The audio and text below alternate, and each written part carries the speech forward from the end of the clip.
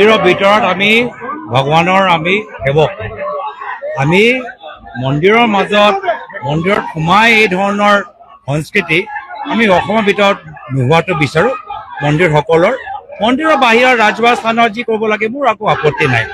মন্দিৰৰ পৰিৱেশত আমি বা মছজিদ বা গীৰ্জাঘৰ যিকোনো ধৰ্মীয় অনুষ্ঠানৰ পৰিৱেশ মই কলংকিত প্ৰদূষিত নকৰিবলৈ মই অনুৰোধ দলৰ সতীৰ্থসকলকো জনাইছোঁ আৰু বেলেগ দলকো জনাইছোঁ।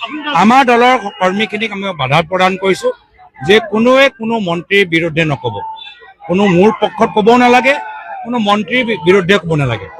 কিন্তু যদি তেওঁলোকক ওপৰৰ পৰা নিৰ্দেশ দিয়া গৈছে যে মন্দিৰৰ ভিতৰত ৰাজনৈতিক বক্তৃতা দিয়ক, তেওঁলোকৰ দলৰ নিৰ্দেশৰ মানসিক চিন্তা। আমি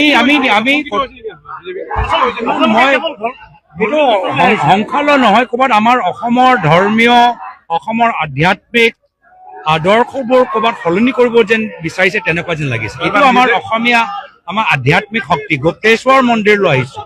গোটেশ্বৰ মন্দিৰৰ ভিতৰত না জিন্দাবাদ শুনাটো উচিত না মুৰ্দাবাদ কোৱাটো উচিত।